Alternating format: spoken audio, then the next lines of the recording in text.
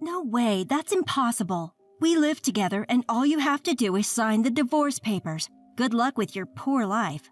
Holding the phone after the one-sided call, I stood there stunned for a while.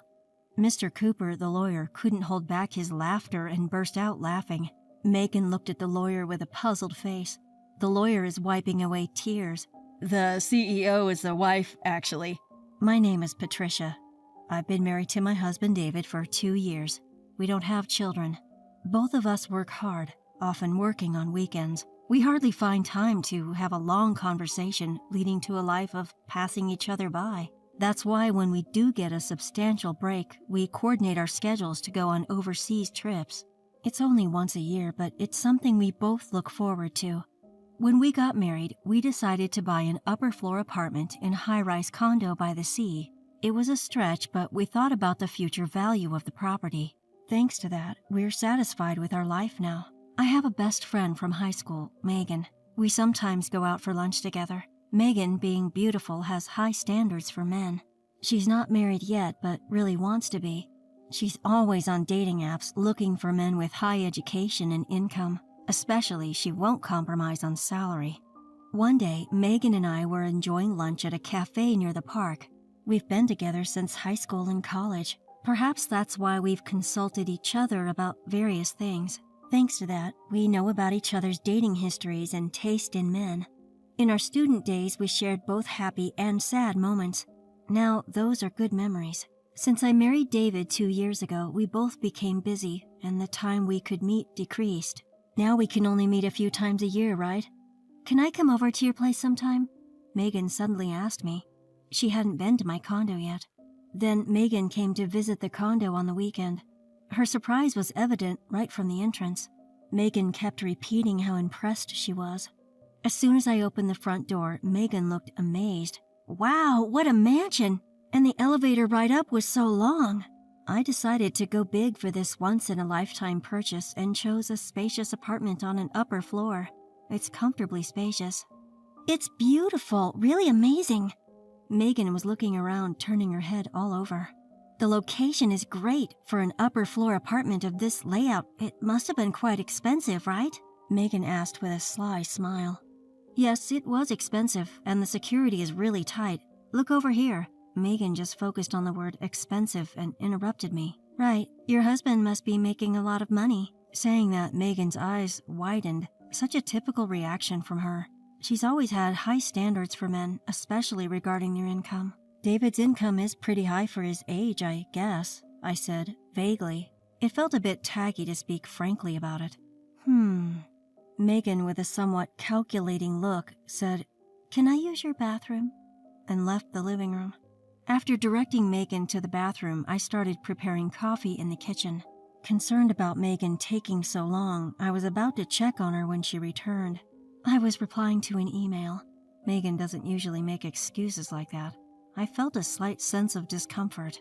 As we were eating the cookies Megan brought and drinking coffee, she asked if she could stay until the evening. She wanted to greet David. Indeed, Megan hadn't seen David since our wedding. It wasn't strange that she wanted to meet him. I decided to check with David first. He was happy to agree. He even replied that he might finish work early. I told Megan it was okay and started preparing dinner. Megan, who had been on her phone, stood up and headed to the bathroom again. Absorbed in cooking, I didn't notice, but Megan had been gone for quite a while. When she returned, she was wearing a familiar necklace. I recognized it as mine. As I looked closely at the necklace, Megan gave an embarrassed smile. "How do I look? Does it suit me?" Megan posed like a model to show it off. I stared in astonishment and Megan burst into laughter. "Geez, I'm just kidding. I found it by chance. It's really cute, isn't it? And it must have been so expensive, right? It's not only pricey but also a limited edition." Megan babbled like a child making excuses for wrongdoing. "That's a gift from David." "Wow, he must be really rich to afford something like this." Megan sighed. More importantly, that necklace was stored in my bedroom closet. Megan lied about going to the toilet and had peeked into my bedroom and closet.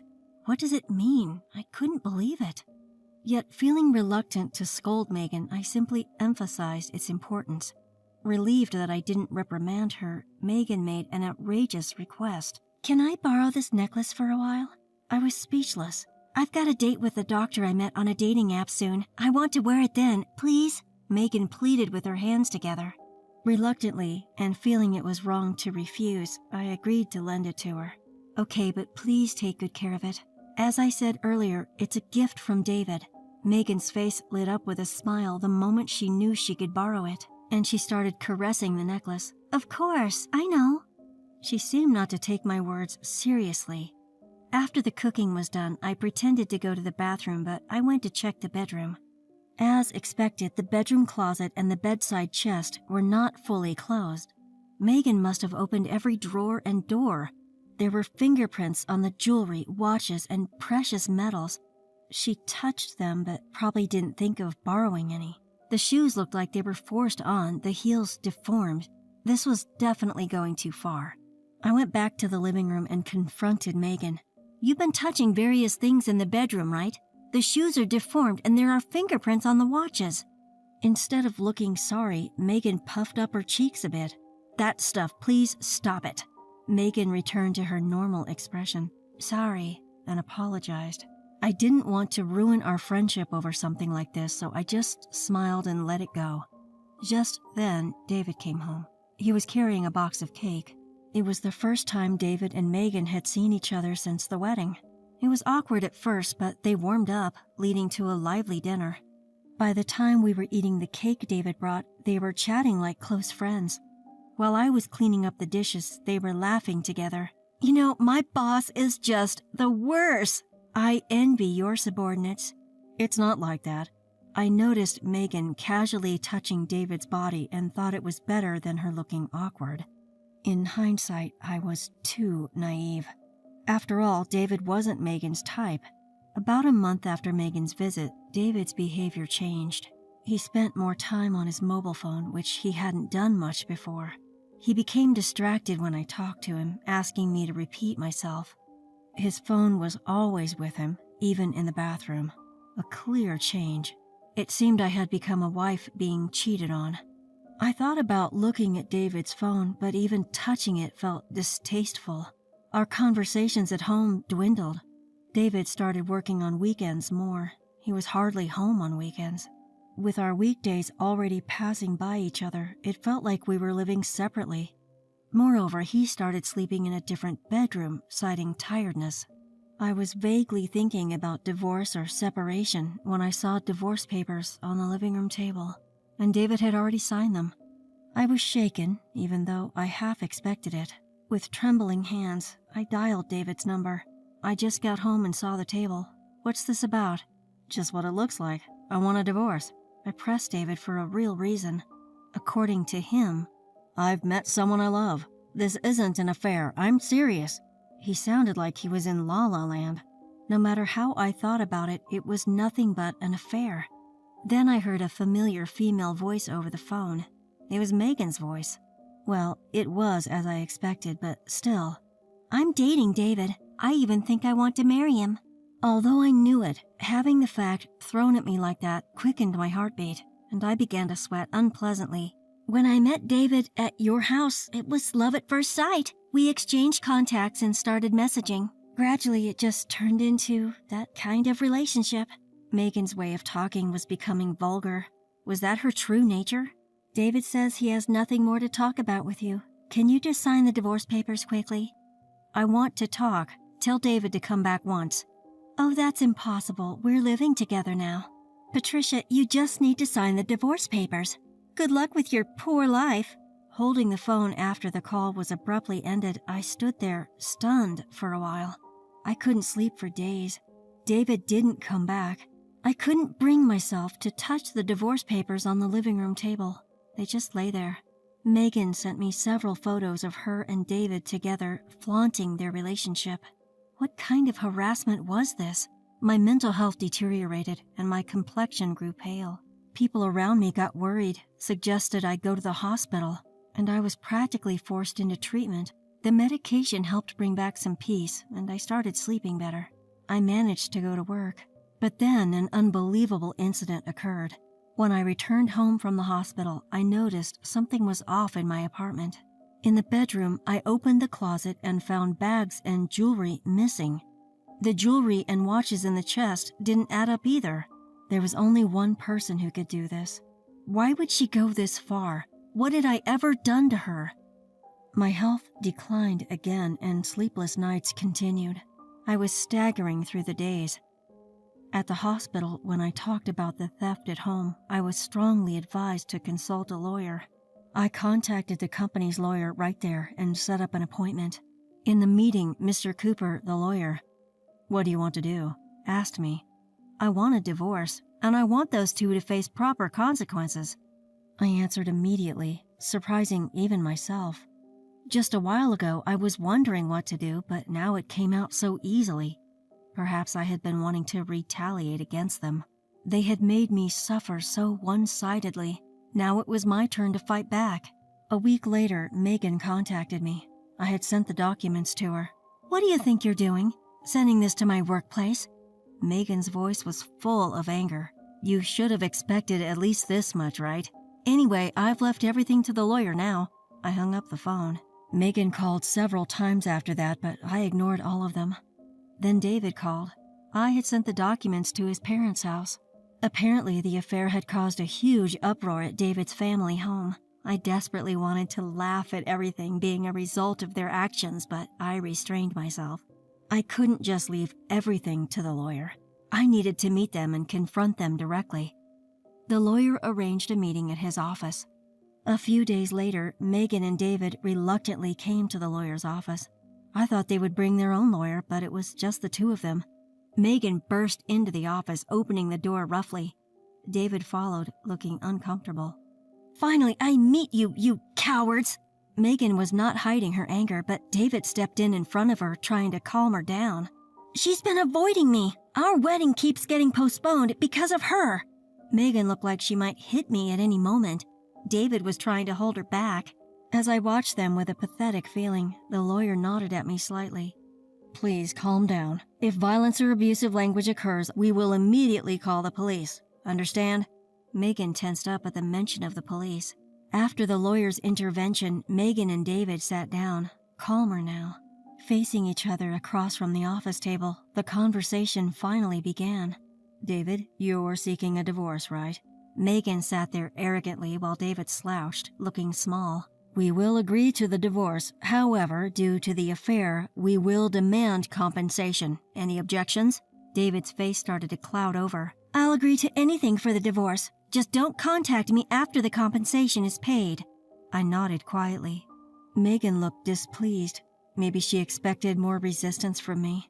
When the lawyer started discussing the compensation amount, Megan complained. "You said any amount would be fine. We have loads of money." Megan sat with her arms crossed, speaking arrogantly. The lawyer looked at her with interest. "Yeah, didn't you know? David is the CEO of a $100 million jewelry company."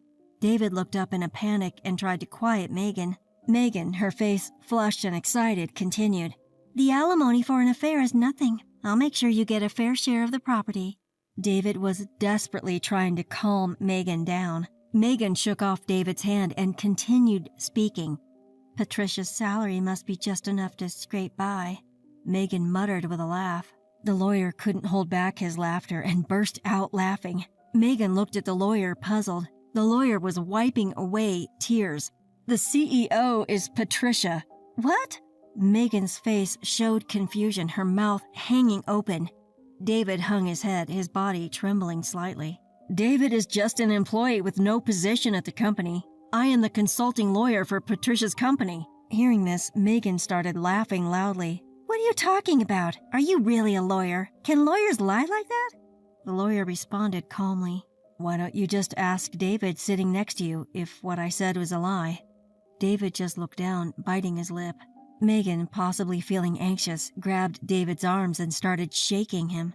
"You said you were the CEO of a $100 million jewelry company, right? That's not a lie, is it?" David didn't respond. He covered his face with his hands, making inarticulate moaning sounds. Megan, seemingly getting more desperate, gripped David's arms even tighter. "Answer me! It's not a lie, right?" she kept asking. David whispered in a faint, dry voice, "I'm sorry." The room fell into silence at his words. Megan's hands dropped from David as if she had lost all her strength. "You said you were the CEO of a $100 million company," Megan murmured to herself, as if speaking to no one. David's apology plunged Megan into despair, and she stood up, trembling. "It's a lie, right? Patricia can't be the CEO." Megan pointed at me accusingly. "Why didn't I know about this? You told me everything." I spoke to Megan calmly, almost soothingly.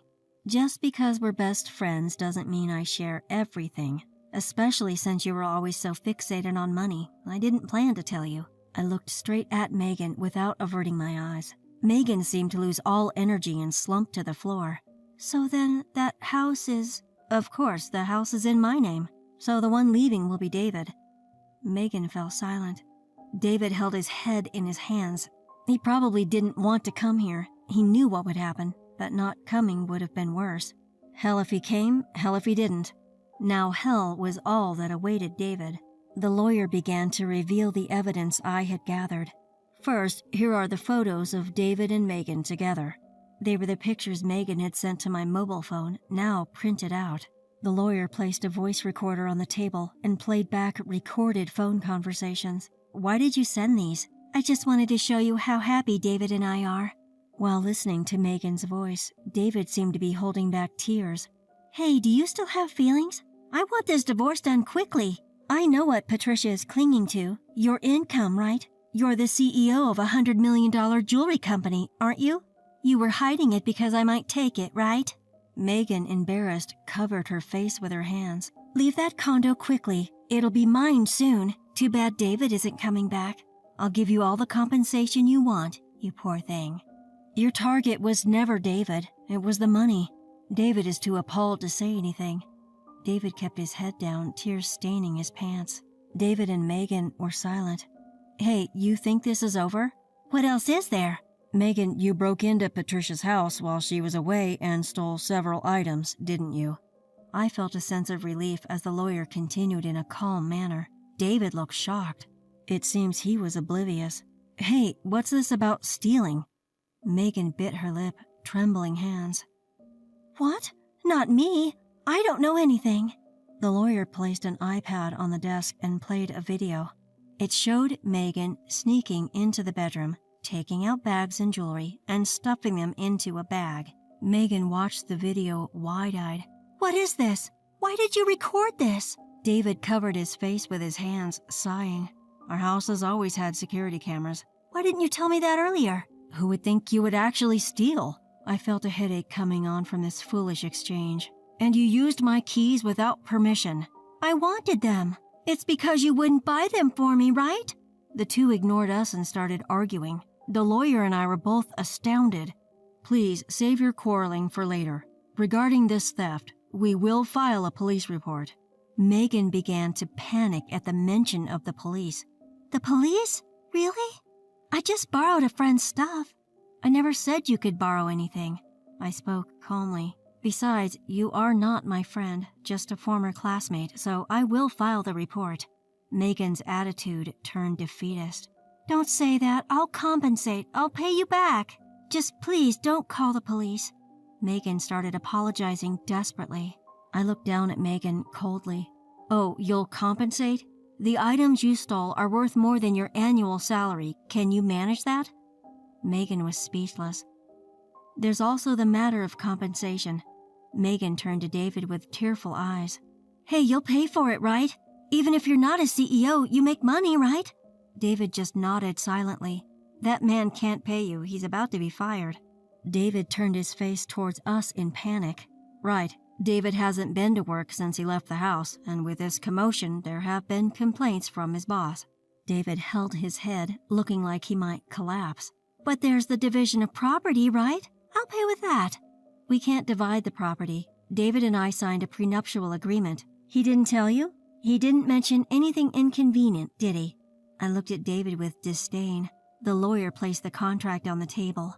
"If the marriage doesn't last 3 years, neither party can claim division of property. You are currently in your 2nd year of marriage." Megan grabbed the document, about to tear it up. That document is a notarized deed. It's best to treat it carefully. You could be held legally accountable." Megan stopped at the words legally accountable. She half smiled at David, pleading, "David, you have savings, right?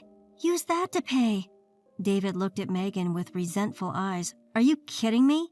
You're always saying you want sushi, steak, this and that, so how could I have any savings?" "It seems so. There's also debt, apparently." Megan slumped her shoulders, a pitiful sight.